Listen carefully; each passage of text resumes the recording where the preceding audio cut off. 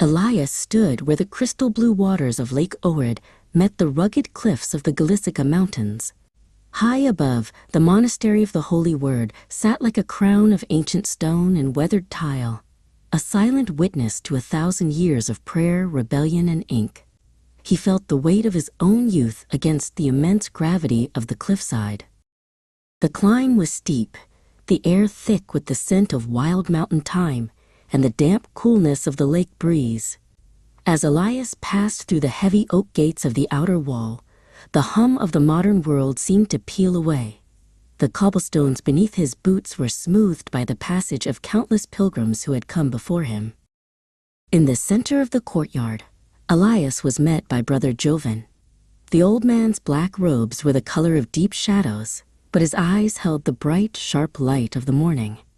"You come seeking the roots," Jovan said, his voice a low, gravelly rasp that carried the authority of the mountains.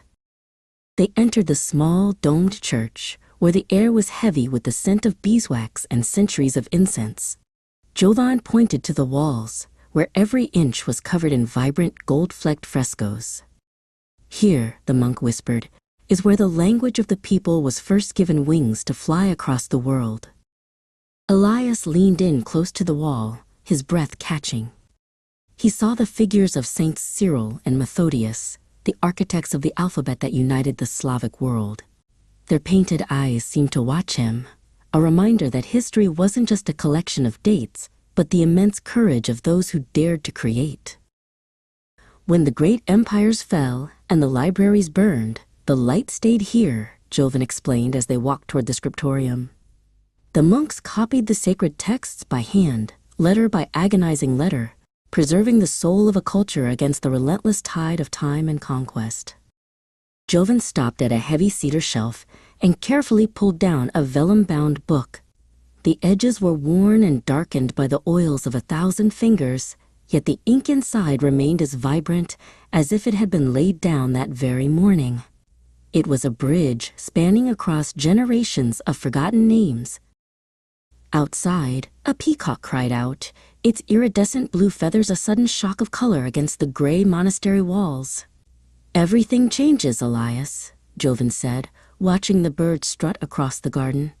"The stones will eventually crumble, but the ideas we plant within them are eternal. They wait for someone like you to find them." As the sun began to dip behind the Albanian mountains across the water, Elias sat alone on the low monastery wall. He felt small against the vastness of the lake, yet strangely connected to the monks who had watched this same sunset a millennium ago, their hands stained with the same ink he now imagined on his own. Jovan joined him one last time as the first stars appeared. "History is not something that happened behind us," the monk said softly. "It is the foundation beneath our feet, giving us the height to see the future." Elias nodded, knowing he would carry the weight and the light of these stones back into the world.